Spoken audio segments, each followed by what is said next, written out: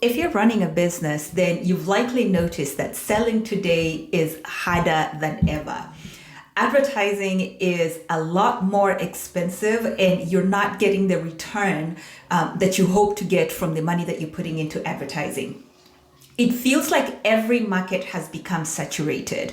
There is so much noise out there. There is so much competition, and it feels like you can hardly get a word in before someone else jumps in with something else that they're offering in the same market that is close to what you are offering. And then traditional marketing doesn't work the way it used to. Organic reach doesn't work the way it used to. Word of mouth advertising is not working the way it used to. Referrals are not doing what they used to do. It is now one of the hardest times to stand out and to sell that we've ever seen. And it's not just in your industry. This is being felt across the board. And to be honest, I personally think that AI has something to do with it, but that's a story for another day. And so here's the problem. When everyone is saying the same thing, our products are durable, we use the best materials, we source our raw materials from the best sources in the world, our products are high quality, it then becomes a song, and it is so hard to then stand out, especially for the companies and the manufacturers that are truly making exceptional products. If everyone is claiming that same durability, that same quality of material, that same long-lasting quality finish, beautiful product, then it becomes, okay, the only differentiator now is price. And as we all know, if you're going to use price as a differentiator, then that is a race to the bottom. No one wants that. And to be fair, when you're in the construction industry, these specs, durability and quality and things like that are absolutely important. When you're selling products in the construction space, anything that's going to be used in the building environment, it is absolutely crucial that your technical specifications be right. That is non-negotiable. However, how can we differentiate ourselves? How can we differentiate our businesses in a way that truly matters and in a way where we can still sell our products at a price that is profitable for our business and that is sustainable for the growth of our businesses? So let's talk about differentiation. So there is two major ways that you differentiate your product or your business. And one of those ways is physical differentiation. And we're talking about things like weight. We're talking about things like performance, right? If the thing performs faster than whatever it is that we're comparing it to, the technology that was used, all of the things that you can place side to side with another product and be able to prove that this product is either faster, heavier, better in some kind of performance metric, right? All of those are physical differentiators. And physical differentiators do give us a competitive edge because, if something is obviously proven in a side-by-side comparison, that is something that's very quick to communicate. It's something that is very clear, and you can demonstrate to your customers that this is obviously the best choice. The limitation, though, of physical differentiators is that they're very easy to copy, right? And whether they're copied well or copied badly, it remains that someone else is very quickly going to come around and be able to demonstrate something that is similar, right? So a physical differentiator is good to have, but it's also something that you will always have at the back of your mind that this is short-lived in terms of it being a differentiator for your business and for your product.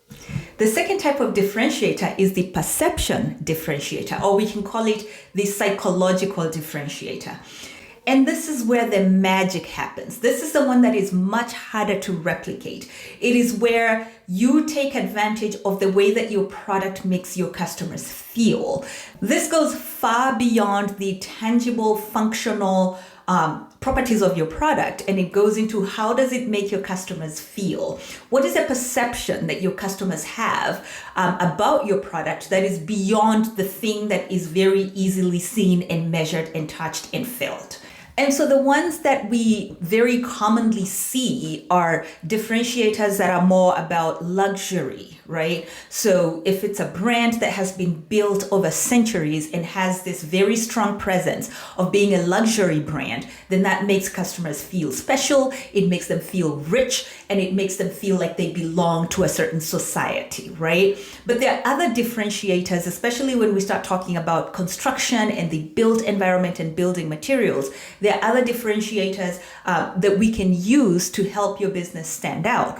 You know, things that have to do with sustainability, right? What is the story of your company when it comes to sustainable materials and sustainable building and things that make customers feel like they're doing good for the environment? They're doing good for their community. They're doing good for the families and people that live around them. So what can we then communicate to our customers that has to do with sustainability?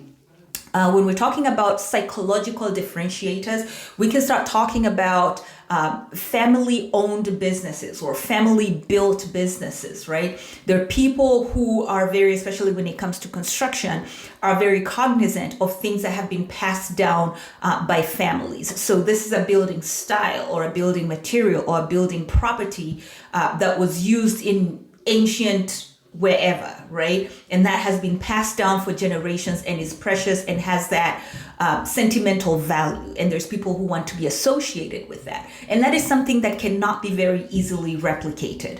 And so the main difference with psychological or perception differentiators is that they create loyalty. Right? So if we're talking about people that want to be associated with a certain idea or a certain value or a certain mission, they are going to be loyal customers. They're not going to be people that buy this brand this time and then skip over to another brand the next time. And that is the value of having these psychological differentiators, because once a customer buys into this idea or this mission that you're selling them, they then become a long-lasting customer.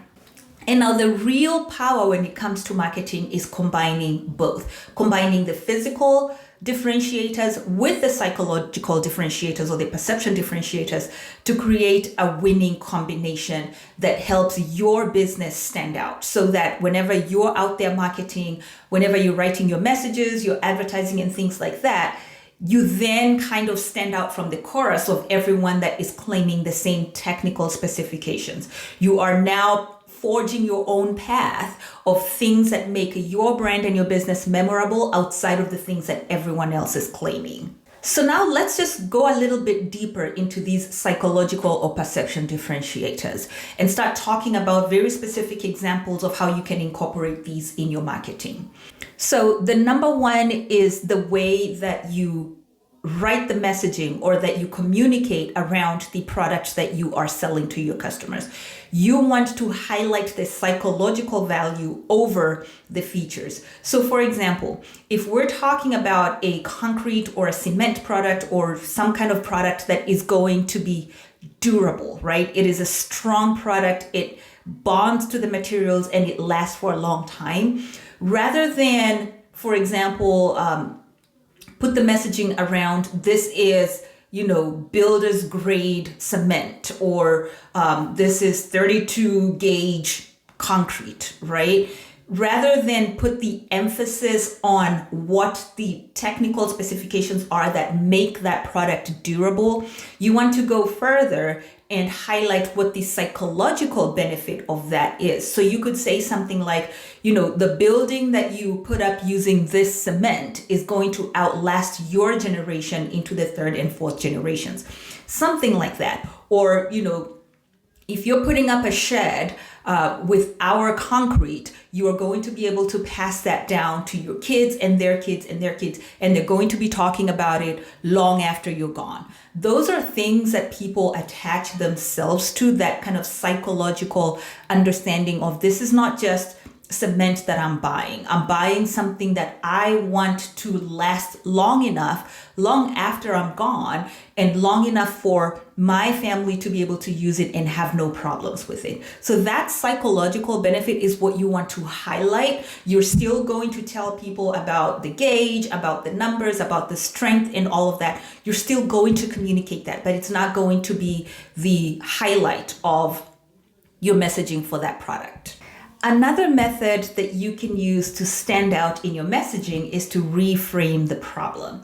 If you have a product that is used for maybe one main problem or one main use case, look around and see where else or what else can I highlight from this product that is more than just what it's used for, right? So if your product is maybe used to carry something, to carry product or to carry material from one place to another, and the problem it's solving here is that portability. The problem it's solving here is to move maybe this amount of material from this site to the other site, or from this part of the site to another part of the site. And so what else is in your product that we can highlight? So you can say, not only does my product make it easier for you to move this amount of material, this amount of paint from this part of the site to this other part of the site, it is also good for your back. It is also a product that has been made ergonomically so that you're not spending time in a bent position or in a position that's not very good for your back. And so that is one of the problems that my product solves that is not what everyone else is talking about. Or if it is an adhesive, for example, that is used for wood, if it's a wood adhesive, right? So its main use is that adhesive, it's the bonding.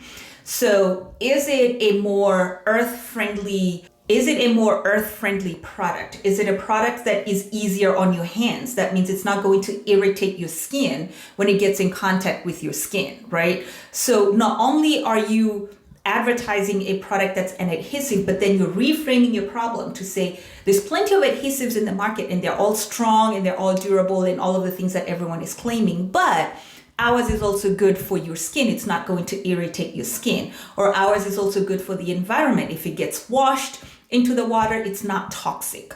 So what are those other attributes that everyone else is skipping over that you can use to reframe your product to say, our product is not just wood glue. It is wood glue that is also safe. If you have a building environment or you're using this wood glue in areas where children might be playing, it is not toxic. It is not something that's going to harm animals or pets or things like that. Another method that you can use is to identify the emotional benefits that are important to your customers.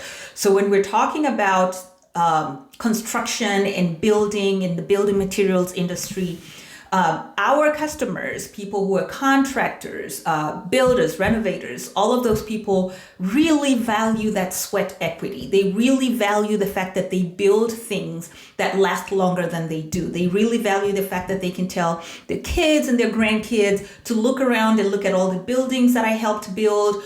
I planned that building. I provided material for that building. I helped put these plans together. So they really value those things. They really value the fact that they input a lot into the community, and it's things that people use on a daily basis and things that benefit a big number of people. So think about the fact that that is valuable to them. How can I then frame my products to appeal to that emotion? So whenever you're crafting your campaigns, you can come up with something that values longevity. You can come up with something that rewards people for the things that they are building that are going to last a long time, the things that they are building that are very valuable to the community. Either say thank you for putting up these buildings that are very valuable to us, something that's going to connect with that emotion that again is standing out from the functional benefits of what you're selling. Once you connect with them on that level, then they are more than happy to buy your product, because that is more than just the thing that they are buying. It is something that they're going to be very proud of. It's something that is going to make them feel like they are a value to the community, as they are. The fourth way that you can use to differentiate your business has to do with the packaging, the branding, and kind of the visual aspect of how you present your product. Now, this might not be something that can be changed very easily, but it is something that definitely stands out. The colors that you use for your products, the materials that you use to do your packaging. There's people that are very particular on certain packaging that is not very either if it's sustainable packaging, if it is packaging that's not frustrating, if it is something that's easy to use and easy to open and just get with the business that they're using your product for. These are things that matter to customers, and these are things that you can look into to see how can my packaging make it easier for my customer to use my product.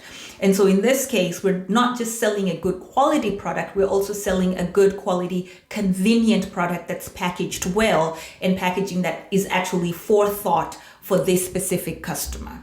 Number 5 way that you can differentiate your business and your product is to speak directly to a particular customer.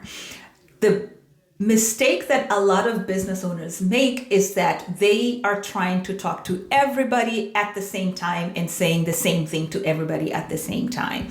Different segments of the market will value different things at different times.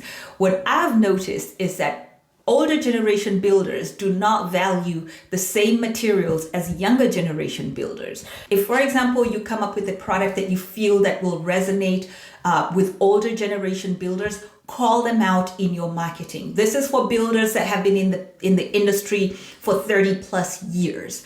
And you will be surprised how that creates loyalty and how that gets your message to stand out from all of the other things that everyone else is marketing out there. If you have a product that speaks directly to builders that work with a particular material, or builders that work in a certain area, or builders that are specialized in a certain process, right? If your product, even if your product can be used by everyone, right? Even if your product is a hammer and everyone uses a hammer, you can find a way to appeal to a certain demographic or a certain segment of the population. In that way you stand out. And so that at the end of the day, you are no longer just parroting what everyone else is saying. You're no longer a part of the choir, and that you're actually standing out and that you're differentiating yourself from the competition. And that way you can make more sales and grow your business.